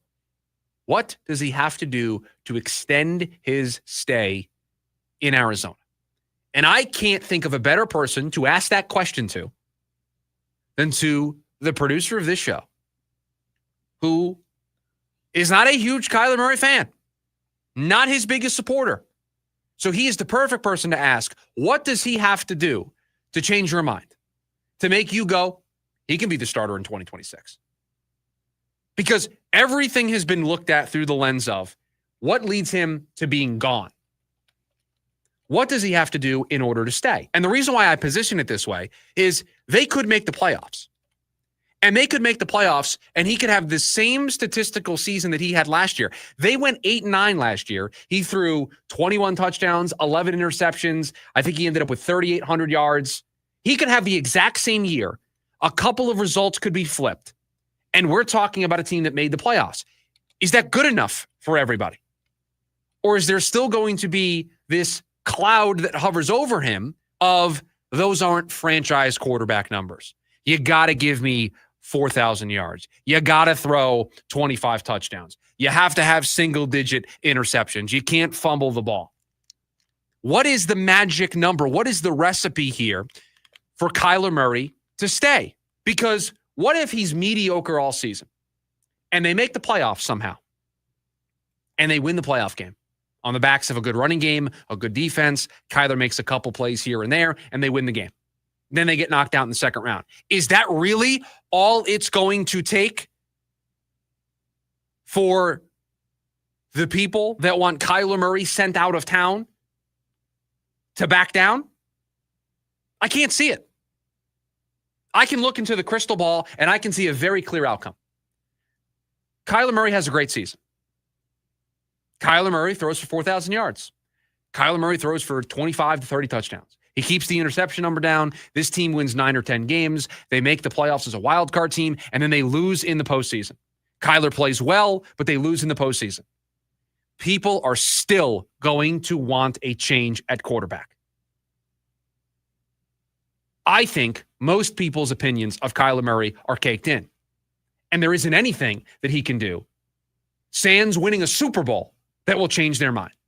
They will always think that the grass is greener on the other side. They may be right. You may be right that the grass is greener on the other side, that choosing to reset at the quarterback position is better for this football team. But short of a conference championship appearance or winning a Super Bowl, it is my fear that no matter what he does this year, we are having a Kyler Murray conversation next offseason. Always going to have the Kyler Murray conversation, because even if they win the Super Bowl, and he's great, he's not. The guys that don't get the quarterback conversations are the four. It's Jackson, it's Mahomes, it's Allen, it's Burrow. You win a Super Bowl. There are 25 teams that have quarterback conversations almost every offseason. You win a Super Bowl, you take this conversation off the table. They're not going to do that this year. I still think they're a ways away from their true championship window opening. And obviously, that it's probably an exaggeration. Obviously, that wouldn't continue. But I'm serious. If they get to the NFC Championship and lose, there still might be Kyler Murray conversations. And that's just the nature of the sport. That's the nature of being a fan of a team that doesn't have a slam dunk top 4 quarterback. But if he took you to the postseason and won a playoff game, be the farthest he's ever taken you.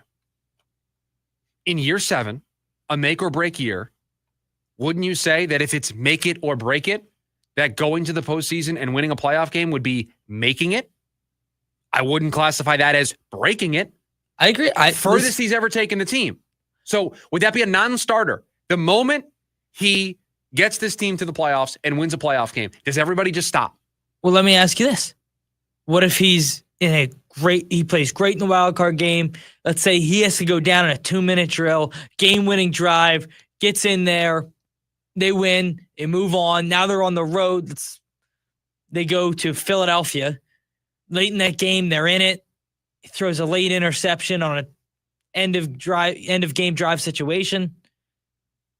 I still think there's conversations about it. Yeah, and the reason why I'm bringing this up now is I want to get in front of this. I think that would be foolish. If he takes you further than he's ever taken you before, that warrants you seeing another year of this contract threat. And it's not. And the other thing is the conversation that people seem to feel like this is the reason they can move on is because this is the first year they can get out of the contract. It's not because he's a free agent. Exactly. That's the other thing that needs to be remembered. And he's under contract for the next, I think it's 3 years after this one. And I've said this before to those who say he has to win a playoff game. What if he Kurt Warnered it?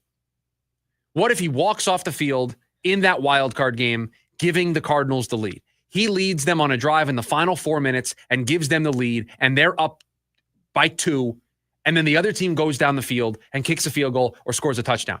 That's not on Kyler Murray. Nobody's knocking Kurt Warner because they lost that Super Bowl. Nobody is saying, Kurt stunk in that Super Bowl, had to replace him. No. Now, the pick at the goal line, you remember those things. But he walked off the field a Super Bowl champion. He walked off the field dreaming of the Lombardi Trophy. Had his hand nearly on the thing. 2 years ago, 2 years ago, Jalen Hurts, same thing. Context matters here. So what does he have to do in order to stay? What does this have to look like till we get to the place where another year of this contract plays out? Yes, making the playoffs is very important. Does he need to have the same numbers that he had last year, better numbers than he had last year? I don't think so. I don't think the numbers to me don't matter as much. Oh, the numbers will matter if they make the playoffs and lose. If they make the playoffs and lose, they'll be like, well, he didn't throw for 4,000 yards. He only threw for this many touchdowns. If you get somebody who was better, they might have won that playoff game. Whereas, and then the flip side is, what if he throws for 4,200 yards, throws for 30 touchdowns, 4 interceptions, and they lose the playoff game? Nobody's going to care about the numbers. Nobody. What was their best win last year? I circled the one at San Francisco in week 5. Their best win was, I think, Monday Night Football against the Chargers. Monday Night Football. Okay. Both of those, same conversation. In week 5 and Monday Night Football against the Chargers, that's 2 game-winning drives of the 3 he had last year. He had 2 game-winning drives in both of those games. Do you know how much he threw for against the Chargers? I thought he was extremely efficient against the Chargers. It was like 175, 200. Yeah, it's a $145. Yeah. Against the San Fran, they put up 24 points. He goes the length of the field to win the game. He throws for $195. The numbers don't tell the story of how he played. I thought those were 2 of his better games last year. And you look at the numbers, you're like, okay. And that's why putting it all on, they have to win or lose the playoff game. If they win the playoff game, he stays. If they lose the playoff game, he's done. I think it is a foolish endeavor. Foolish. I got to see how it looks. If he's not the reason why they lose the playoff game, I am not going to say quarterback change. If he is the reason why they lose the playoff game and he has a so-so regular season and they get in, okay, you've got more meat on that bone. I just think the reason why I wanted to bring this up is I don't know what he can do, sans winning the whole thing, which we don't think is likely, that will end this conversation. 480-864-1060 is the phone number for you to join us here today on the show. We've got the leftovers, all the stories we didn't get to throughout the course of the program. We will get to them here on the other side of the break. KDUS AM 1060. Ready to tackle each morning with the best sports information coming at you? I'm going to take a logical approach. Get that weekday mornings on KDUS AM 1060 from 6 to 9 a.m. with the Dan Patrick Show. Dan Patrick, the Danettes, sports icons, sports legends, celebrities, poll questions. The Dan Patrick Show has it all. It's a crapshoot. Be sure to lock your dials to AM 1060 or 100.7 HD2 from 6 to 9 a.m. Mornings just got better. This story is about us. I'm Ultima Morgan of Morgan & Morgan. Every time one of my children started driving, it was terrifying. I am quite aware of the dangers being on the road. Thousands of accidents happen across the country. We see it every day. These families' lives will be changed in an instant. We fight for these families as if they were our own. We've become America's largest injury law firm by winning cases just like these. If you've been injured in a car accident, call us. Injured? Dial pound law or visit forthepeople.com for an office near you. Rock and Roll Hall of Fame inductee, Peter Frampton. Let's Do It Again tour, June 25th, Arizona Financial Theater. Grammy winner, the one and only Peter Frampton. On sale now at livenation.com. I was in a wreck. I need a check. I was in a wreck. I need a check. I was in a wreck. I need a check. I'm Kevin Rowe from Lerner and Rowe, and we've been serving Arizonans for 20 years. Make the best choice after an accident. Call 977-1900. That's 977-1900. Lerner and Rowe is the way to go. Call 977-1900. 977-1900. Are you tired of seeing rust stains in your sinks? Call Culligan. Or scrubbing hard water scale buildup from your fixtures. Call Culligan. We can customize whole home solutions to address common water worries found in Phoenix. And now, for a limited time, you can get better water at every tap in your home for $0 down, no payments, and no interest for 6 months. Problem water is no problem for Culligan. Contact your local water expert today. Contaminants may not be in your water. Dealer participation may vary. See dealer for details. Join in on the Sports Zoo on your ride home from work with Dave Rooster Bierstein. Join Rooster as he lays down what's happening around sports and makes it clear what's on his mind. Oh my. Catch the day's craziest stories and some of the latest numbers from the sports books across the valley. The Sports Zoo with Dave Rooster Bierstein. Yeah, I think that's kind of a wild option. Weekdays 5 to 6 p.m. on KDUS AM 1060 and on the KDUS 1060 app.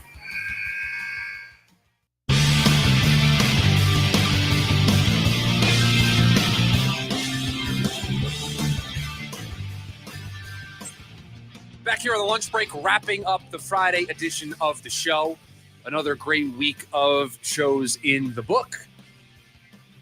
We'll be back on Monday, breaking down everything from the Diamondbacks Reds series. Perhaps an update on Corbin Burns. You would assume we get one. I mean, I was supposed to get one either yesterday or today. I haven't gotten one yet. This is like the most on brand for a Scott Boras client of all time. I know, but at the same time, we've been distracted a lot of the week with Jordan Ott. This is a really big deal right now. Like, the results of this MRI are going to determine a lot about what the Diamondbacks look like here in the coming weeks. So perhaps we learn some news here today. That would be nice to at least know. I'd rather know than not know, the good or the bad. It's the leftovers, all the stories that we didn't get to throughout the course of the show. Producer Evan has them. The show is yours, my friend. Take it away. Okay, in the leftovers, I'm expecting you've gotten an email today. I have gotten an email today. Yeah, because the Belmont Stakes is tomorrow. So, you know what? You don't know this. There are going to be people out there who think that this was a setup bit, and it's not. I swear to you, this is not set up. I got an email from Paul in the first hour of the show, and I didn't tell you. I didn't say anything about it because I don't know if Paul is in on the fun, and I don't have my phone's still broken, by the way. I'm off the grid all week. So I go in my office to check to see if we have any emails, and Paul sent an email on hour number 1, and he said, and the winner of the Belmont Stakes is, and then he didn't put a horse's name. So I'm assuming that's a good troll. That's Paul playing into the bit when a horse race comes up. I just don't know. He didn't follow up with like a correction if it was a mistake. So if Paul is having some fun with us, I appreciate it. But yes, I did get an email about the Belmont Stakes. By the way, is John a big Reds guy? Have a safe and fun weekend. Let's go Reds. John, why are we only getting to this right now with 3 minutes left in the show? You're a Reds guy? I'm going to need more information on that. So now that's a Monday conversation with John. Well, it depends. Diamondbacks sweep the Reds. I don't know if we'll see John on Monday. Reds sweep the Diamondbacks. John's first guy in the chat on Monday. He'll be there ready to go. It just depends on how the weekend goes. You learn something new every day in the chat. You do. The chat's a great place. So for those of you who want to be a part of the chat, maybe you don't want to call in. Maybe you're afraid to talk to producer Evan on the phone. Got the YouTube chat. They have a great time over there. And by the way, feel free to call in. I promise I'm a nice guy. Well, when you don't hang up on them, yes. You hung up once on Brian. Or on, who did I hang up on, John? You hung up on John one time, and everybody doesn't. And I said that because Brian just left the chat in the YouTube chat. The YouTube chat is, especially on a Friday, it just gets out of hand, but it's a good time. What Belmont Stakes? I don't have a pick. Belmont Stakes, I'm going with Sovereignty. Sure. He won the Kentucky Derby. Like him. Okay. He's a mudder. He's good in the mud. Is journalism running? That's who journalism is running. Isn't that who Paul picked? Yes. In the previous race? Yeah, you're going to go with him? I'll go with journalism. Okay, it's a good pick. Do you want to play the sound now? Because I'm going to give you an update on how he's doing in Reno. Oh! We haven't done this in a little bit. Jordan Lawler, since being sent back down to Reno in his 12 at-bats, 6 for 12 with a homer and a 1433 OPS. Man, it feels good to play that sounder again. He's back. Well, we got to bring him back up. No. Let him sit down for the remainder of the season down there in Reno. The only way he comes up is if Eugenio Suarez is not playing third base anymore because of either an injury or they are sellers at the deadline and they choose to trade him. Those are the only two ways I want Jordan Lawler back on this club. That's it. No starts in the outfield, by the way, since going back down. That is unfortunate. Yeah. That is unfortunate. Red Sox Yankees this weekend. I just want to sit here and tell you that I think this is the top 3 rivalry in sports. And I think it's more fun because the Red Sox, it's been a tough year, but they are relevant. And it's more fun when both teams are relevant. Let me play something off of the soundboard that is everybody listening to this show in response to you saying that you like Red Sox Yankees. Who cares? Who cares? Is basketball better when the Knicks are good? Yeah. Okay. Same. No. Same, but different. We are same. Same, but different. But still same. Yes, but at the same time, the Red Sox aren't good, so I don't know what point you're getting at here. They're bad. No, they're good. No, they're not. They're not. They score a lot of runs. Objectively looking at the standings, they are not a good baseball team. They're better than the Orioles. Again, I don't... Another team we could be the Boston Red Sox. Diamondbacks above them in the standings. Yes, you could be the Boston Red Sox. You are not. Yeah. Okay. Next one. The White Sox got some news over there in Chicago. Speaking of bad. Promoted their top catching prospect into top catching prospect in baseball, Kyle Teal. Yeah, I'll assume he'll play tonight or this weekend. So I'm in a very deep fantasy baseball league. We have full minor league systems where we draft prospects, we stash guys. Everybody has contracts. You can negotiate extensions for the guys. This is it's like you're running an actual team. Kyle Teal, I've been sitting down there in the minors. Oh, you've been ready with him? I'm ready to go. And this kid's it's hard to tell with prospects. It really is. But I feel real good about him. I have weekly lineup changes. So he got called up in the middle of the week. I couldn't activate him. Yeah. Already activated for next week. Love it. Have him ready to go. Everybody, have a great weekend. Jim Rome is coming up next. Producer Evan, good week of shows. Appreciate all that you do. Like I said, everybody, great rest of your Friday. Have a great weekend. We'll be back on Monday to break down everything that happens this weekend. See ya!